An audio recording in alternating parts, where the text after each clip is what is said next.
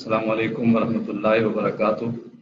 محترم خواتین و حضرات، آج کا ہمارا سیشن شروع ہوا چاہتا ہے۔ وقت چونکہ محدود ہے، اس لیے ہم زیادہ تاخیر بھی نہیں کر سکتے۔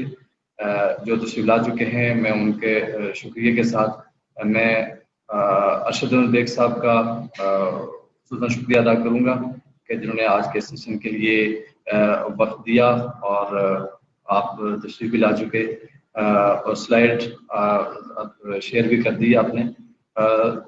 تو میں سیشن کے آغاز کے لیے گزارش کروں گا برادرم مولانا سلطان قمر صاحب سے کہ وہ تلاوت کلام پاک سے سیشن کا آغاز فرمائیں۔ اعوذ باللہ من الشیطان الرجیم، بسم اللہ الرحمن الرحیم۔ وَقَضَى رَبُّكَ أَلَّا تَعْبُدُوا إِلَّا إِيَّاهُ وَبِالْوَالِدَيْنِ إِحْسَانًا إِمَّا يَبْلُغَنَّ عِندَكَ الْكِبَرَ أَحَدُهُمَا أَوْ كِلَاهُمَا فَلَا تَقُل لَّهُمَا أُفٍّ ولا تنهرهما وقل لهما قولا كريما واخفض لهما جناح الذل من الرحمة وقل رب ارحمهما كما ربياني صغيرا ربكم أعلم بما في نفوسكم إن تكونوا صالحين فإنه كان للأوابين غفورا صدق اللہ العظیم۔ جزاک اللہ۔ میں ڈائریکٹر آرگنائزیشنل ڈیولپمنٹ اور ہیڈ یو بی ایم جناب ارشد بیگ صاحب کا شکریہ ادا کرتا ہوں کہ آپ نے آج کے سیشن کے لیے آپ نے وقت دیا، اور ابھی میں تاخیر کے بغیر گزارش کروں گا کہ اپنے لیکچر کا اپنے سیشن کا آغاز فرمائیں۔ وبالوالدین احسانہ کہ رمضان المبارک بھی ہے اور اب آخری عشرہ بھی آ رہا ہے جس میں مغفرت کی اور رحمت کی کتنے وعدے ہیں، اور پھر والدین کا اس میں کتنا کردار ہے، والدین کے حقوق کا، ان کے ساتھ اس میں سلوک کا۔ میں بہت شکریہ ادا کرتے ہوئے گزارش کروں گا جناب ارشد بیگ صاحب سے کہ آپ اپنے لیکچر کا آغاز فرمائیں۔ الحمد للہ وحدہ والصلاة والسلام علی من لا نبی بعدہ وبالوالدین احسانہ، اور والدین کے ساتھ نیک سلوک کرو۔ اگر ہمارا تصور دین درست ہے اور ہمارا فہم دین بالکل ٹھیک ہے تو ہمیں معلوم ہونا چاہیے کہ والدین کے ساتھ حسن سلوک کا معاملہ کس قدر اہمیت کا معاملہ ہے، اور والدین کے ساتھ نیک سلوک کرنا، حسن سلوک کا معاملہ کرنا، یہ دین اسلام کی بنیادی تعلیمات کا ایک جز ہے۔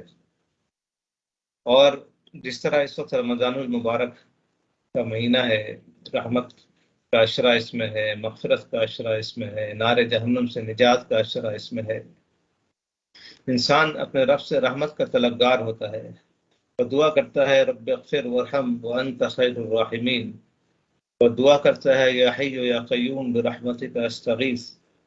وہ اپنے رب سے مغفرت کاملہ کی دعا کرتا ہے، وہ دعا کرتا ہے، التجا کرتا ہے، بھیک مانگتا ہے کہ اللہ تعالیٰ اس کو نار جہنم سے نجات دے دے۔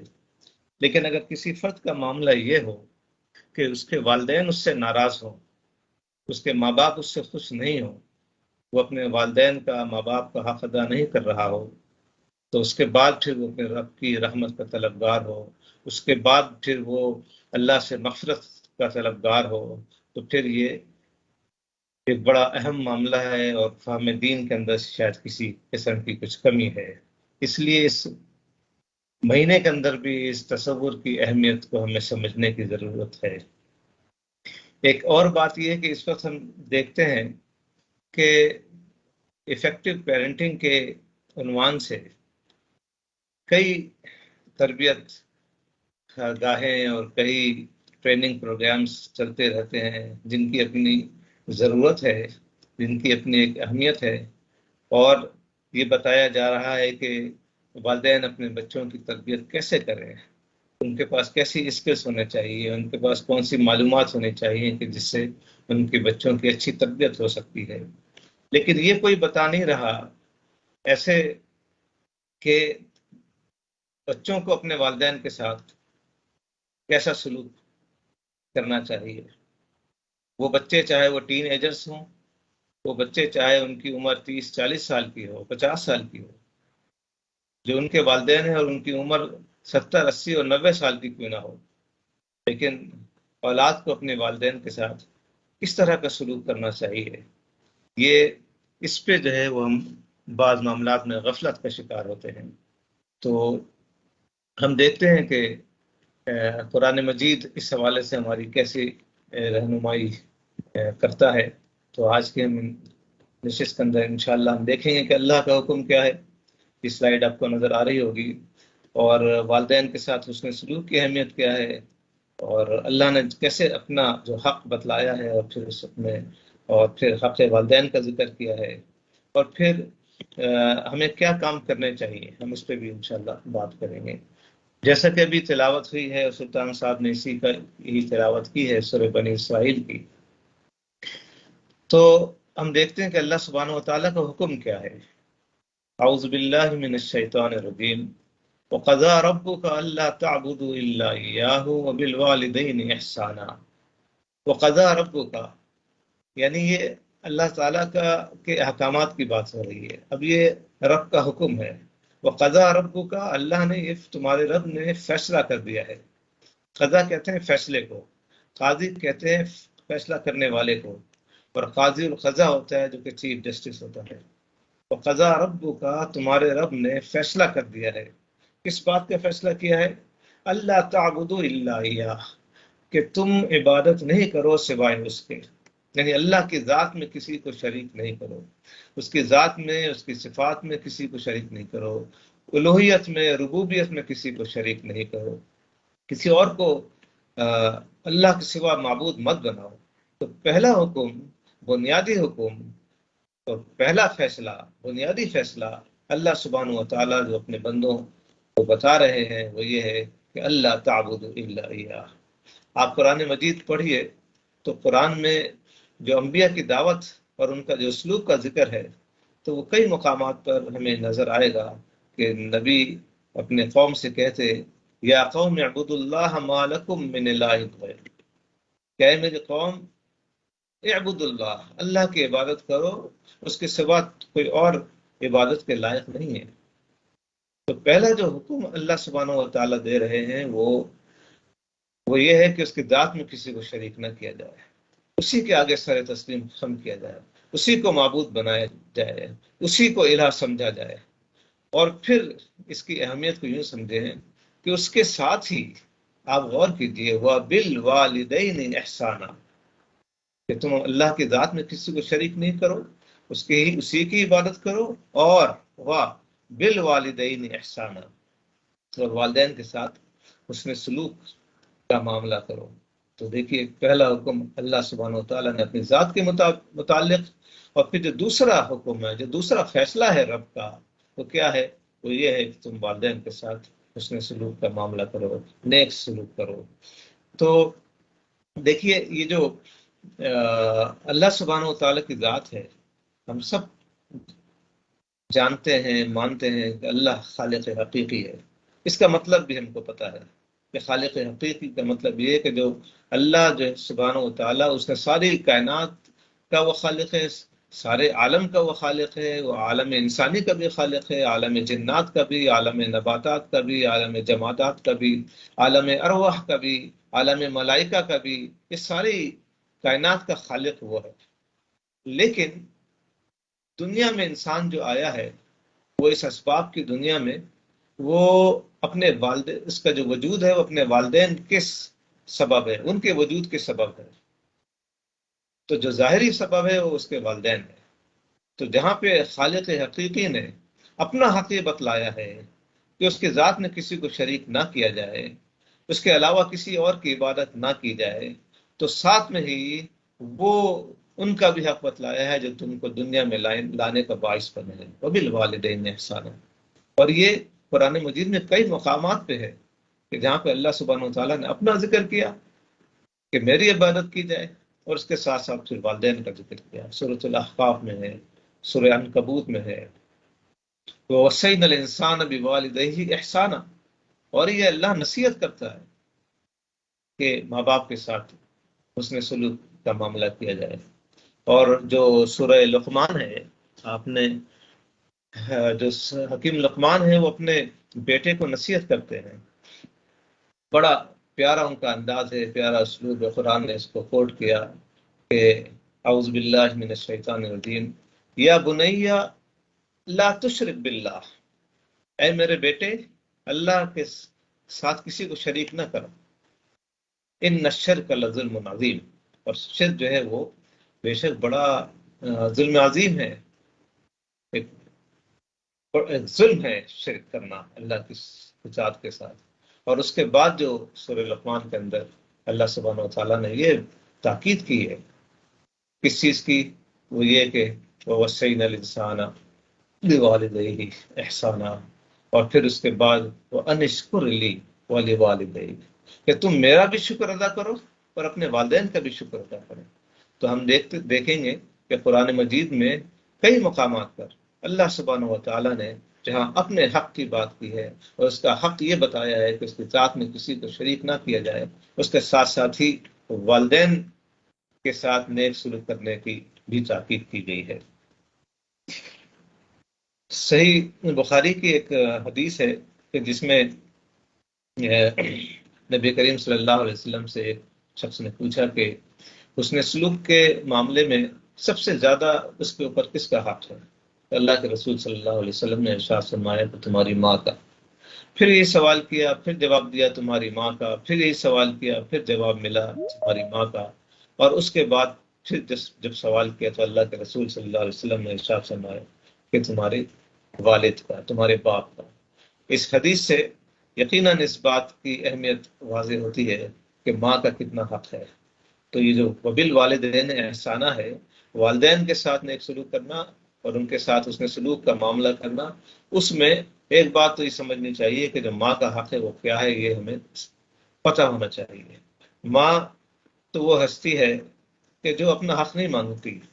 ماں تو وہ ہستی ہے کہ وہ کیسے بے آرام ہوتی ہے، اور بالکل ایک پہلے دن سے لے کر جس کا جو نیو بورن بیبی ہے، وہاں سے لے کے جب بچہ بڑا بھی ہو جائے تو اپنی اس محنت کا، اپنی اس خدمت کا کوئی صلاح نہیں مانگتی، کوئی بدلہ نہیں چاہتی، وہ کوئی حق نہیں مانگتی. ایک شخص عبداللہ ابن عمر رضی اللہ تعالیٰ عنہ کے پاس آیا اور اس نے کہا کہ میں نے اپنی ماں کو خراسان سے لے کر میں یہاں پہ آیا ہوں اور میں نے حج کروایا ہے، اس کو کندھے پہ بٹھا کے، وہ اتنی ضعیف ہے، بڑھاپے کی اس کی حالت ہے، تو کیا میں نے اپنی ماں کا حق ادا کر دیا ہے؟ تو ماں کا حق ادا کرنا تو ایک رات جو اس کی بے آرامی ہے، انسان اس کا بھی حق ادا نہیں کر سکتا. تو انہوں نے کہا کہ نہیں، تم نے اپنی ماں کا حق ادا نہیں کیا. تو یہ جو والدین کے اندر میں کے حقوق میں جو ماں کا حق ہے، اس کو ہمیں بہت زیادہ سمجھنے کی ضرورت ہے، اور اس حوالے سے بھی ہمیں غفلت کا شکار نہیں ہونا چاہیے. تو ہم یہ کام اکثر کرتے ہیں کہ جو اب یہ المیہ ہے مسلم معاشروں کا بھی، کہ یہاں پہ بھی جو ہے ایک دن مدرس ڈے کا منا لیا جاتا ہے، اور اس کے اندر ہم کوئی تھوڑی سی وش کارڈ دے دیتے ہیں اور کوئی ایسی چیزیں بھیج دیتے ہیں اپنے ماں کو، اور ان کے ساتھ کوئی ایک سیلیبریٹ کر لیتے ہیں. لیکن جو ہمارے پاس جو تصور ہے تو یہی ہے کہ ہر وقت ہی اپنے والدین کے ساتھ نیک سلوک کرنا چاہیے. ہر دن ہی اصل میں مدر ڈے ہے، ہر دن ہی اصل میں فادر ڈے ہے. اور اس حوالے سے ایک اور بھی معاملے میں ہم غفلت کا شکار ہوتے ہیں، وہ یہ ہے کہ جو باپ کا حق ہے وہ بھی ہمارے معاشرے کے اندر اس میں بھی ہم یہ سمجھتے ہیں کہ لوگ شکایت کر رہے ہوتے ہیں اپنے والد کے لیے، اور وہ شاکی رہتے ہیں. وہ ہمیشہ یہ بات کہتے ہیں کہ کاش میرے والد اگر لکھ پتی ہوتے تو میں اس وقت کروڑ پتی ہوتا، میرے والد نے کچھ محنت کی ہوتی میرے لیے تو میں اس وقت اس مقام پہ ہوتا، اگر وہ خود پڑھ لیتے تو میں پتہ نہیں کس مقام پر ہوتا. تو ہمیں اندازہ نہیں ہے. آپ اس بات کا جائزہ لیجئے کہ جو پچھلی جنریشن تھی، جو آج کی جنریشن ہے، ہمیں اندازہ ہوگا کہ ہمارے والد نے ہمارے لیے کتنی محنت کی ہے. اور والد کے حوالے سے بھی حدیث ہے، اس کو بھی عام کرنا چاہیے، اس کو بھی سمجھنا چاہیے. یہ جامع ترمذی کی حدیث ہے کہ جس کے اندر نبی کریم صلی اللہ علیہ وسلم نے ارشاد فرمایا کہ رضا الرب فی رضا الوالد وسخط الرب فی سخط الوالد، کہ جو رب کی رضا ہے وہ والد کی رضا میں ہے، اور جو رب کی ناراضگی ہے وہ والد کی ناراضگی میں ہے. یعنی انسان کو اس حوالے سے بڑی احتیاط کرنی چاہیے کہ اس کے والد اس سے ناراض نہ ہو جائیں. والد کی زبان سے کوئی ایسی جملہ نکل گیا جو ہمارے لیے بہتر نہیں ہے، جو ہمارے حق میں نہیں ہے، تو وہ اللہ سبحانہ و تعالیٰ کہیں قدرت کا نظام اس جملے کو پکڑ لے اور اس کو پورا نہ کر دے. کہیں اس کی کہیں ہم دعا لینے کے بجائے کہیں بد دعا نہ لے. تو والد کی جو محبت ہے وہ والدہ کی محبت سے اس کا اظہار ذرا دوسرے طریقے سے ہوتا ہے. ماں اور باپ کی محبت میں اصل میں اظہار محبت کا فرق ہے. ماں کی محبت کے اندر وہ ایک الفت ہے، وہ چاہت ہے، وہ اس کے اندر ایک والہانہ انداز ہے. لیکن جو والد کی جو محبت ہے وہ صبح سے شام جو ہے وہ چکی کی مشقت کے اندر پستا ہے، اس لیے کہ اس کے بچے پڑھ لکھ جائے، اس لیے کہ وہ خود بے آرام ہو لیکن اس کے بچوں کو آرام مل جائے. وہ خود کوئی عید پہ کپڑے نہ بنائے لیکن اس کے بچوں کی عید کے کپڑے بن جائیں. اور وہ ایک جاب کرتا ہے اور دوسری جاب کرتا ہے اور تیسری جاب کرتا ہے، صبح سے شام وہ اسی معاش کی فکر کے اندر رہتا ہے تاکہ اس کے بچے جو ہے وہ اچھی زندگی گزار لے. تو جو والد کا احسان ہے اس کو بھی سمجھنے کی ضرورت ہے. اور یہ دونوں جو ہے وبالوالدین احسانا، ان دونوں کے حوالے سے ہمیں بات کو سمجھنا چاہیے. اما یبلغن عندک الکبر، اور ان میں سے کوئی ایک، ان میں احدہما کوئی ایک، او کلاہما کوئی بڑھاپے کی حالت میں، کوئی ضعیفی کی عمر میں تمہارے سامنے اگر پہنچ جائے تو فلا تقل لہما، پھر دیکھیے کیسا حکم ہے، فلا تقل لہما اف. اگر ماں اور باپ میں سے کوئی ایک یا دونوں تمہارے سامنے بڑھاپے کی عمر میں پہنچ جائیں تو کیا کرنا ہے، فلا تقل لہما اف، تو ان کو اف تک نہ کہو. اف، آپ غور کیجئے، یہ جو الف اور فا یہ دو حروف ہیں، دو حروف سے مل کر ایک لفظ بنا ہے اف. اس کی ادائیگی میں، اس کو کہنے میں کتنا ایک سیکنڈ بھی نہیں لگ رہا ہے اف. اور کتنا مختصر سا یہ لفظ ہے، دو حروف پر مشتمل، ولا فلا تقل لہما اف. حضرت علی رضی اللہ تعالیٰ عنہ فرماتے ہیں کہ اگر اف سے کم تر بھی، کم درجے کا بھی کوئی لفظ ہوتا تو اللہ سبحانہ وتعالیٰ اس کو بھی حرام کرا دیتے، کہ اپنے ماں باپ سے وہ لفظ بھی نہیں کہنا ہے. ان کا رویہ کیسے ہی ہو، سخت ہو، وہ کچھ بھی کہہ رہے ہو، ہماری زبان سے اف کا لفظ بھی نہ نکلے. یہ جو اف کا لفظ ہے یہ سمجھ لیں بالکل سب سے چھوٹا لفظ ہے کہ انسان کسی ناگواری پر اور کسی مشکل میں اور کسی اسٹریس میں آ کے اور غصے کے اظہار میں وہ بھی کہہ دے نا، اس کا بھی اظہار کر دے. اگر یہ اپنے اس باڈی لینگویج سے بھی اس ناگواری کا اظہار کر دے، اس کو سمجھیے کہ فلا تقل لہما اف، کہ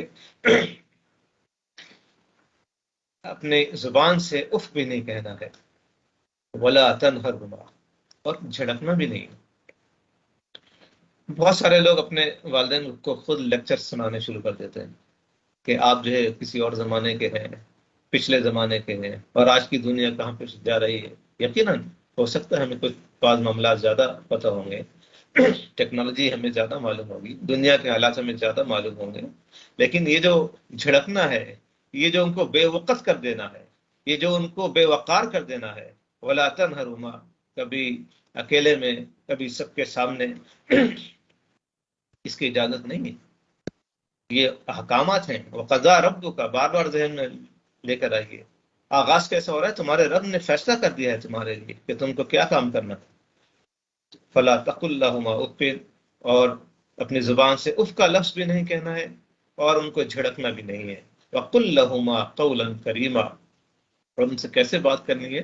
بڑے نرمی کے ساتھ، قول کریم کے ساتھ. اللہ سبحانہ و تعالیٰ، آپ غور کیجیے اسی آیت کے اس ٹکڑے پہ کہ اس کے اندر بھی اللہ سبحانہ و تعالیٰ نے کیسے ترتیب بنائی اور کیسے اس کو مختلف رکھا کہ اپنی زبان سے اف بھی نہیں کہنا ہے، ان کو جھڑکنا بھی نہیں ہے، اور کیا چیز کہنی ہے؟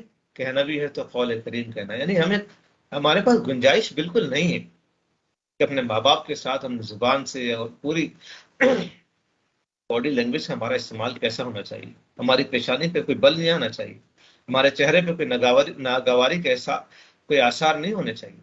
تو ساری ہماری جو خدمت ہے سب ضائع ہو جائے گی.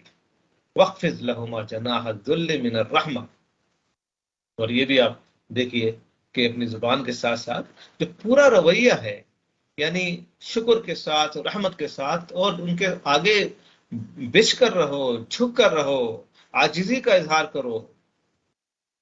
یعنی یہ آداب ہیں. کوئی اگر ماں باپ کے ساتھ یعنی عجیب سا معاملہ ہے، کبھی نظر آتا ہے کہ نہیں، ماں باپ کے سامنے ہمیں پیر پھیلا کے ہم بیٹھے ہوں، ان کی طرف ہم نے پیر کیا ہوا ہو، ان کی بات کو ہم کاٹ رہے ہوں، ان کے یعنی ہم اپنے ماں باپ سے آگے بھی چل رہے ہوں، والد سے آگے چل رہے ہوں. یعنی یہ اس کی بہت ساری اس کے مظاہر ہیں اس آداب کے. یعنی اس سے جو ہمیں پتہ چلتا ہے کہ اپنے پورے وجود کے ساتھ، اپنے پورے اعضاء کے ساتھ ان کے آگے بچھ کر رہو، ان کے ساتھ رحمت کا معاملہ کرو، ان کے ساتھ سامنے عاجزی کا معاملہ کرو. وَقُلْ رَبِّ ارْحَمْهُمَا كَمَا رَبَّيَانِي صَغِيرًا، اور کتنی پیاری بات اور کتنی پیاری دعا ہے، کتنا پیارا انداز ہے، اور اس میں کیسا ایک رمز ہے جو کہ موجود ہے. اور اللہ سبحانہ و تعالیٰ سے دعا مانگتے رہو، اے رب، اے میرے رب، رب ارحمہما، کہ ان پر تو، میرے والدین پر تو رحم کا معاملہ فرما، ان کے اوپر رحم فرما. کما ربیانی صغیرا، دیکھیے یہاں رب کا لفظ ہم اللہ سے دعا کر رہے ہیں، اے میرے رب ان کے ساتھ، میرے والدین کے ساتھ ان کا رحمت کا معاملہ فرما. کما ربیانی، یہاں پہ بھی رب کا لفظ ہے، کما ربیانی صغیرا، جیسے کہ انہوں نے جب میں چھوٹا سا تھا، تو اس وقت میری جو پرورش کی ہے. رب کہتے ہیں پرورش کرنے والے کو، نگہداشت کرنے والے کو. رب کہتے ہیں جو بھی احتیاجات ہیں ان کو پورا کرنے والے کو. اور رب کہتے ہیں جس وقت انسان کو جس چیز کی ضرورت ہوتی ہے، اس کا تقاضا ہوتا ہے، اس کو پورا کرنے والے کو. تو ماں اور باپ بچے کے ہر گزرتے لمحے کے ساتھ آپ کو پتہ ہے کہ اس کی جو زندگی کے مختلف ادوار میں اس کی ضرورت الگ الگ ہوتی ہے، اس کی غذا الگ الگ ہوتی ہے. پہلے دن سے آپ نے تو دیکھا ہوگا کہ مختلف جو غذا کے ڈبے آتے ہیں، اس میں 0 to 6 month ہے، 3 to 6 month ہے، 6 to 12 month ہے. یہ اس کی جو ساری احتیاج کو پورے کرنے والے، اور اللہ سبحانہ و تعالیٰ وہ خود بھی رب ہے. اس نے ساری کمپوزیشن خود اس طرح کی بنائی ہے کہ اس بچے کی پرورش کی جائے. رب ارحمہما، جب وہ ضعیف ہو جائے تو ان کے ساتھ کیسے معاملہ کرنا ہے؟ ان کے ساتھ معاملہ یہ کرنا ہے کہ اپنی زبان سے اف نہیں کہنا ہے، ان کو جھڑکنا نہیں ہے، ان کے ساتھ اچھے انداز سے بات کرنی ہے، اپنے پورے وجود کے ساتھ شکر کا، عاجزی کا رویہ رکھنا ہے، اور پھر ہاتھ اٹھانا ہے اور دعا مانگنی ہے. اور رب ارحمہما کما ربیانی، اے اللہ میں جب چھوٹا تھا، میں جب بچہ تھا، میرے بچپن میں جس طرح انہوں نے مجھے پالا پوسا ہے، جیسے میری نگہداشت کی ہے، جیسے میری حفاظت کی ہے، اے رب العالمین، اے رب تو ان کے اوپر اسی انداز سے رحم فرما. یہ اللہ کا حکم ہے. وَقَضَىٰ رَبُّكَ أَلَّا تَعْبُدُوا إِلَّا إِيَّاهُ وَبِالْوَالِدَيْنِ إِحْسَانًا، اور اس کی تشریح سورہ بنی اسرائیل کی اس آیت کے اندر کی گئی ہے. اب ہمیں ایک بات اور سمجھنی چاہیے، وہ یہ کہ اگر ہم ایسا نہیں کریں تو جہاں اس کی بشارت ہے، یعنی یہ دونوں والدین اگر بوڑھے ہیں اور کسی کے پاس موجود ہے یا ان میں سے کوئی ایک، تو سمجھ لیں اس کے گھر میں اس کی جنت موجود ہے، جنت کا سامان اس کے گھر کے اندر ہے۔ تو اللہ کے رسول صلی اللہ علیہ وسلم نے ارشاد فرمایا اس شخص کی ناک خاک آلود ہو، اس شخص کی ناک خاک آلود ہو، اس شخص کی ناک خاک آلود ہو۔ یہ عربی زبان میں ایک انداز ہے، ایک محاورہ ہے، جس طرح کے انداز میں ہم کہتے ہیں کہ وہ تباہ ہو گیا، اس شخص کا نقصان ہو گیا۔ بڑا بدقسمت ہے وہ شخص، کون؟ کہ جس کو اس کے ماں باپ ملے ایک یا دو اور بڑھاپے کی حالت میں، اور اس نے ان کی خدمت نہیں کی اور وہ جنت نہیں اس کو مل سکی۔ اللہ سبحانہ و تعالیٰ نے اس کو ماں باپ دیے، جنت کا سامان کیا، لیکن اس نے ان کی خدمت نہیں کی اور اپنا حق جنت کو نہیں پا سکا وہ۔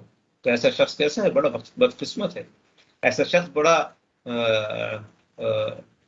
وہ تباہ و برباد ہو گیا۔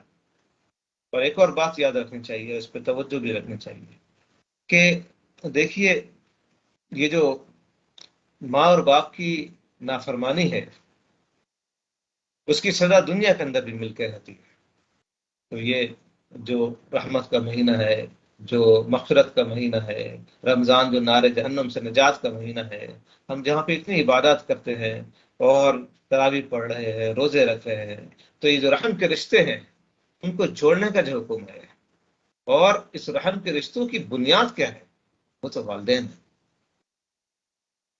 تو اگر کہیں پر ہم غفلت کا شکار ہیں، کسی جگہ پہ کمزوری ہے، تو اس میں ہمیں اسی مہینے میں آج ہی سے اس بات کو سمجھنا چاہیے کہ ان کے پاس جائیں، ان سے معافی مانگیں، اور یہ بھی دیکھیں کہ ہمیں کیا کام کرنا چاہیے۔ جن کے ماں باپ حیات ہیں ان کے لیے بڑی نعمت ہے، ماں یا باپ یا دونوں، تو ان کی خدمت کریں جس طرح کے اس کا ذکر ہے۔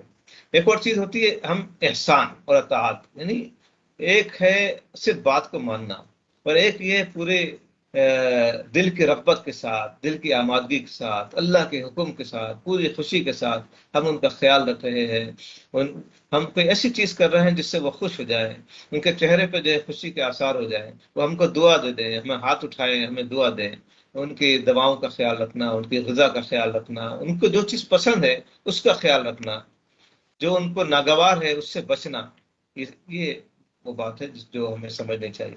جن کے والدین یا دونوں میں سے کوئی ایک دنیا سے چلے گئے تو ان کو یہ دعا پڑھنی چاہیے بار بار، ان کی مغفرت کی دعا کرنی چاہیے، اور کوئی دن ایسا نہ گزرے کہ اولاد اپنے والدین کے لیے یا ان میں سے کسی ایک کے لیے کوئی مغفرت کی دعا نہ کر رہی ہو جو دنیا سے چلے گئے ہیں۔ تو یہ والدین کا حق ہے اولاد کے اوپر کہ ان کی مغفرت کی دعا کی جائے۔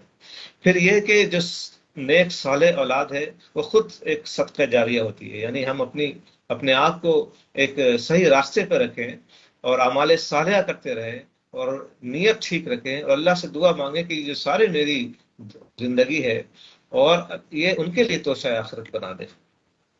تو حدیث میں بھی آتا ہے کہ وہ جو محرومین ہیں، جو والدین کے بھی درجے بلند ہوتے رہتے ہیں اور وہ بڑے حیران ہوتے ہیں کہ ان کے درجے کیسے بلند ہوئے۔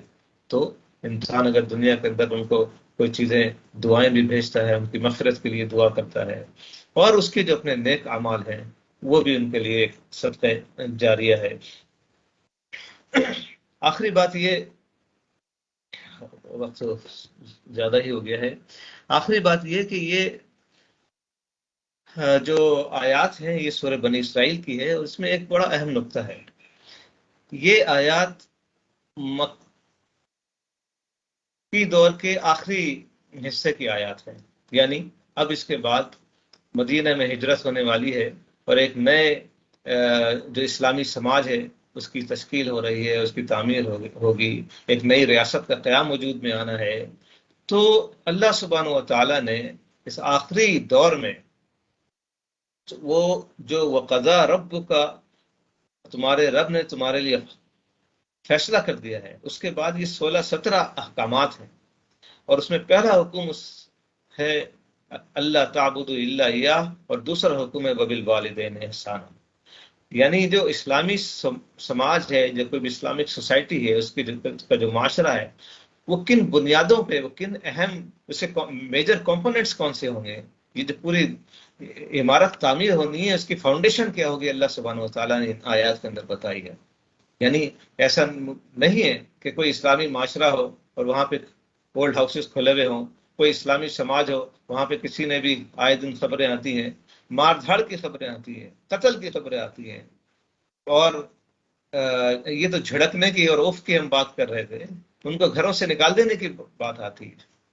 تو یہ جو ریاست ہے، ریاست اسلامی ریاست حرکت میں آئے گی، ایگزیکٹو پاور حرکت میں آئیں گے، اور ایسا فرد جو ہے اسلامک سوسائٹی کے اندر وہ اس کو جرم سمجھا جائے گا اور وہ پولیس کی کسٹڈی میں لایا جائے گا۔ یہ کوئی وحش نہیں ہے، یہ فرق ہے ایک اسلامی معاشرے میں اور اسلامی تہذیب میں اور ایک مغربی تہذیب کے اندر، کہ وہاں پہ اگر کوئی واقعہ ہو تو مار تو بہت دور کی بات ہے، کسی نے اپنے بچے یا بچی کو ڈانٹ دیا تو وہ ایک فون اٹھائے اور پولیس کو کال کرے، اور وہ پولیس آئے اور کس کو پکڑ کے لے کے جائے، تو ان کے والدین کو اٹھا کے لے کے چلے جائے، جیل کے اندر بند کر دے۔